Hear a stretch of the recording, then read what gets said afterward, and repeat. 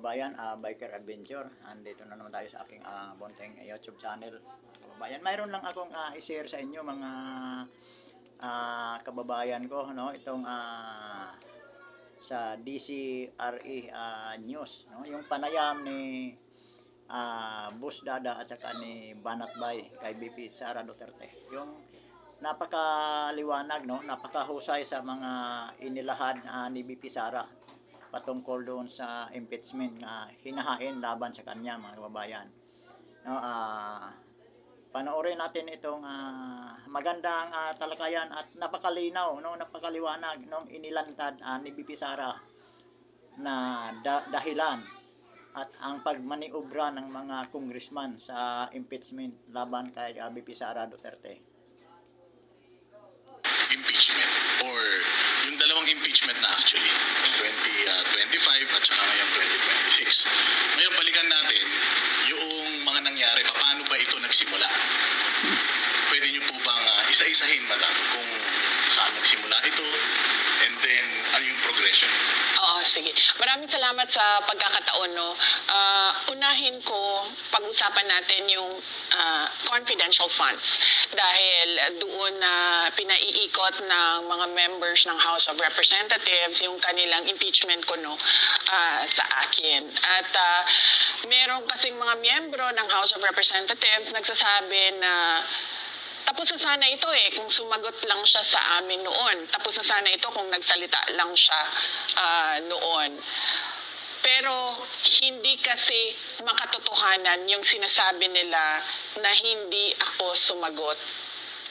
Kasi kung maalala ninyo, noong nagbukas sila ng hearings in aid kuno of legislation sa Committee on Governance ng House of Representatives, makikita nyo doon, noong unang-unang hearing, nandoon ako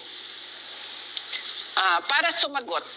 Nagbigay ako ng opening speech. Sinabi ko sa kanila na ito ay fishing expedition sa kawalan ninyo ng ebidensya sa paggamit ng confidential funds. Tapos, ginawa nilang malaking issue yung hindi ko pag-oath. Hindi malaking issue yon dahil nakalagay sa rules nila at binasa ko pa ulit-ulit yung rules ng House of Representatives. Kinonsulta ko pa ang isang abogado, dalawa kami nag-usap. Sabi ko, nakalagay dito, witness lang ang mag-oath. Ang resource persons ay hindi kailangan mag-oath. Pwede kang mag-cooperate, pwede kang sumagot, pwede kang magsalita, pero hindi mo kailangan mag-oath. So yun yung pinaglalaban ko doon. Kasi may rules kayo, sundin naman natin kung ano yung rules ng House of Representatives. Pero gusto talaga nila mag-oath ako, umupo ako doon, at kahit ni isang tanong, wala silang ibinigay sa akin. Napapansin ko na lahat ng tanong nila doon na sa ibang resource persons. So nagpaalam ako kasi sinasayang nila yung oras ko doon So nagpaalam ako sa chairperson ng Committee on Good Governance. At sinabi ko, alis na ako. Maayos naman siyang nagsabi na, okay, sige, alis ka na. Ni-release niya ako, pinaalis niya ako, nagpaalam ako maayos. Kung yung pangalawa, kung maalala ninyo, pangalawang pagpunta ko doon, ay nandoon ako para umappear ulit sa kanilang hearing. At umupo ako doon at sinamahan ko yung mga Office of the Vice President personnel na nagdesisyon na pumunta sa hearings. Tapos, syempre, walang dumidepensa doon sa mga kasamahan ko sa OVP. Ang nangyayari kasi kapag ordinaryo ka na empleyado ng gobyerno o ordinaryo ka na mamamayan, hindi ka pwedeng magsalita doon na ikaw yung tama. Lagi yung congressman yung tama at hindi ka na pwede magsalita kapag sinabi nilang hindi ka na pwede magsalita. So sinabi ko sa kanila na walang dumidepensa sa Office of the Vice President. So hinamon nila ako. Sabi nila, o sige, pagsalitain ka namin kapag nag-oath ka. So nag-oath ako. Noong nag-oath ako, pinaupo nila ako balik, tapos wala na naman silang tanong, kahit isang tanong. Noong nag-collapse na yung isang kasamahan namin, si Acosta, doon ako nagpaalam ulit. Sabi ko, alis na ako. Kasi kailangan ko puntahan sa hospital yung kasama ko. Pumayag naman sila na umalis ako, na wala silang kahit isang tanong. Ang totoo niyan, wala silang may tanong sa akin kasi hindi handa yung script nila sa mga tanong. Kung makikita nyo sa mga hearings nila, may binabasa yan sila na script. At yung script na yon, gawa yon ng abogado. Kasi nga, isa siyang fishing expedition for evidence. Naghahanap sila ng kung ano yung pwede nilang gawing ebidensya. Kaya sila nagbabasa. Kapag wala doon, hindi nila masabi. Kasi lahat yan, nakikita nyo, binabasa lang nila. Base sa kung ano yung sinabi ng abogado na itanong ninyo. Kasi ito yung kailangan namin na ebidensya. Na ito din yung sinasabi ko lagi sa lahat ng abogado. Hindi ka pwedeng magbukas ng in aid of legislation, tapos gagamitin mo yung kapangyarihan ng committee na yon para ka kumuha ng ebidensya at sasabihin mo, ay, ito yung kamalian. Nakikita na namin. Hindi pwede yon. So, yun yung sinasabi ko na, na hindi totoo, na hindi ako pumunta, hindi ako sumagot, nandun ako 2 beses, wala ni isang tanong sa akin. Kasi, hindi sila handa na magtanong sa akin. Wala ako sa script na binabasa nila. Pangalawa, kahit pa man na alam ko na fishing expedition yon ng ebidensya, nandun pa rin ako. Umupo pa rin ako, nagpakita pa rin ako sa kanila para makita ng taong bayan na pumunta ang Vice President.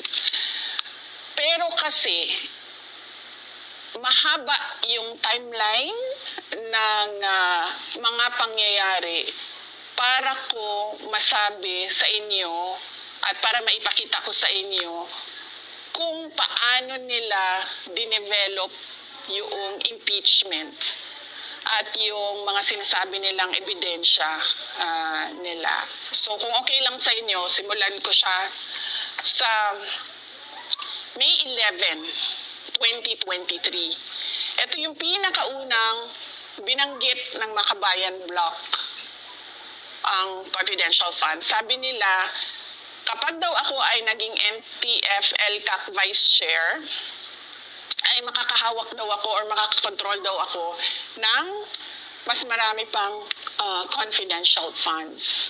So, as early as May 11, 2023, nakikita nyo may script na sila. Bakit ba ayaw ako ng Makabayan? So, explain ko lang sa inyo. Kasi sa trabaho ko doon sa Davao City bilang mayor noon, yung programa namin na Peace 911, yung programa na nagtapos sa insurgensiya doon sa Paquibato District ng Davao City, tinarget talaga namin yung mga party list groups na alam namin at may ebidensya siya na meron silang linked sa CPP, NPA, NDF. At ito yung Makabayan Block. Sasabihin man nilang red tagging yan, hindi totoo. May ebidensya na merong mga members, ang mga Makabayan Block, na galing sa kanila papunta sa NPA. Minsan nga, marami ang nagsasabi, yung mga dating rebelde, na-recruit sila galing doon sa Makabayan Block ng mga party list groups. So sumunod nun ay August 8, 2023. Sinabi na ni Franz Castro, sabi niya, OVP's 500 million in confidential funds should be realigned to PCG. So nung sinabi niya yon, napaisip ako, sabi ko, ang Makabayan Block, friendly sila sa administration. 'Diba? Hindi naman sila makabayan block. Wala sa kanila yung prinsipyo ngayon ng korupsyon ng administration eh. Hindi nila nilalabanan yon. So nung nakita ko na nagsalita si Franz Castro kontra sa isang cabinet secretary, sa isang kaalyado ng administrasyon, naisip ko, may go signal ito na kalabanin niya yung dalawang opisina. So, merong nagsabi sa kanya na okay lang atakihin mo yung cabinet secretary namin at yung kaalyado namin. So, doon ko unang nakita, sabi ko, papakialaman nila yung budget. Sumunod noon, noong August 24, 2023, makikita ninyo sa timeline, nagsabi na sila, kailangan investigahan yung 125 million na confidential funds. Sumunod noon, August 25, one day after, sinabi nila, may impeachment complaint kami kay Inday Sara sa confidential funds.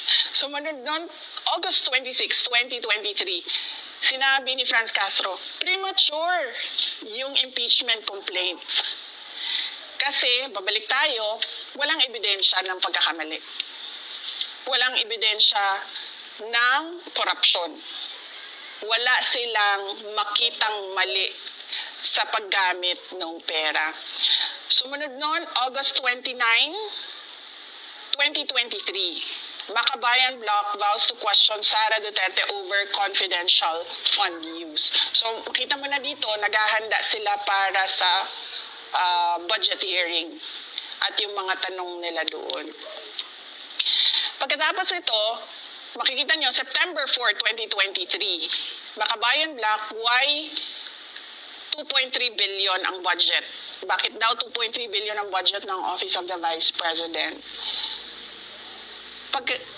Nung nag-appear si Franz Castro sa hearing ng Commission on Audit, sumunod na araw nun, September, or a few days after, September 14, lumabas yung unang-unang audit observation memorandum sa confidential funds ng Office of the Vice President. So makita mo yung timeline. Binuksan nila yung usapan ng confidential funds. Pagkatapos, kinestyon nila bakit may confidential funds. Ngayon, dahil sabi niya, still premature. Nagsalita sila sa hearing ng COA at yung COA naman nagbigay ng AOM. Ito muna ma'am, question muna tayo. Doon muna tayo sa first part. Kasi tila, lahat ng galaw ng impeachment ay from Makabayan Bloc or from these left-leaning Congress or representatives. Pero may part din kasi na lumabas na picture na si Romualdez nakikipag-meeting sa kanila. Do you think na dun meron partisipasyon si Romualdez at inutusan sila? Oo. Totoo yan. Kasi makukuha mo yan sa sinabi sa privilege speech ni Senator Francis Escudero na si Martin Romualdez ang mastermind ng lahat. Kung maalala ninyo, noong nakaraang taon, September 29, 2025, nagsalita si Senator Escudero at sinabi niya yon. At tama ka, kasi pagkatapos ng AOM ng COA sa OVP, September 14 yon, nagsalita na si Stella Kimbo. Dito nanggagaling yung narrative na inubos ng 11 days. Si Stella Kimbo na yon, hindi na ito kaparte ng Makabayan Bloc. Kaparte na ito ng grupo ni Martin Romualdez. Ayan na yung let's stick to the plan. Yan na yun. Yung let's stick to the plan, yun yung kulang pa yung kulang pa yung kanilang ebidensya. So ang ginawa nila, tatanungin natin sa budget hearing yung confidential funds. Kasi nasabi naman namin na kung maaalala nyo, mag-isa akong pumunta doon. Hindi ko pinasama yung mga tiga Office of the Vice President. Kasi may nagsabi na sa akin galing sa House of Representatives. Sabi niya, mapapahiya yung opisina ninyo. Sabi ko, okay, sige. Sabi ko sa mga kasamahan ko sa OVP, sabi ko, papahiyain tayo eh. So sabi ko, wag na kayong pumunta. Kasi mga ordinaryong empleyado ito, hindi naman itong mga politiko, wala silang power at all. Tapos aatakihin sila, syempre ng publiko, di ba? Kahit hindi totoo yung mga akusasyon. So sinasabi ko doon sa budget hearing, wala kaming request ng confidential funds. Pero bakit kayo nagtatanong tungkol sa confidential funds? Dalawang tanong lang doon ang hindi confidential funds. Lahat yun, puro confidential funds na wala naman sa budget proposal ang confidential funds. So, makikita mo, nagsalita na si Kimbo. Dito nanggaling yung narrative na, inubos ang pera, nilustay ang pera ng 11 araw, 11 days. So, dyan nagsimula yon. Tapos, sumunod na yung September 25, 2023. Yan na yung sinasabi ko sa inyo. May kinalaman si Martin Romualdez dahil yung Makabayan Block nakipag-meeting sa kanya, sa opisina niya. Nag-meeting kami, sila naman yung nagsabi publicly. Nag-meeting kami patungkol sa confidential funds. So dun na semento yung partnership kumbaga ni Martin Romualdez at nung Makabayan Block. Na kung makikita ninyo, pagkatapos ng September 25, lumabas October 3, 2023 ang pangalawang AOM ng Commission on Audit. Kasi paniwala ko, yung unang AOM, nakita ng Commission on Audit, wala tayong makukuhang ebidensya dito. Dadagdagan natin yung AOM. Gagawin nating papahirapan natin sila na mag-comply ng documents. Bigay tayo ng isa pang AOM para may makuha tayong ebidensya. Ma'am, pwede natin explain ko ano yung AOM sa mga hindi Okay. nakakaalam po Yes. ng AOM. Opo. Ang AOM ay ito yung Audit Observation Memorandum. Na kung makikita nyo sa Office of the Vice President, lahat ng AOM namin, nasasagot namin. Kaya namin nakukuha yung unmodified opinion. Kasi wala naman kasi talaga kaming ginawang katiwalian. Nagtrabaho lang kami.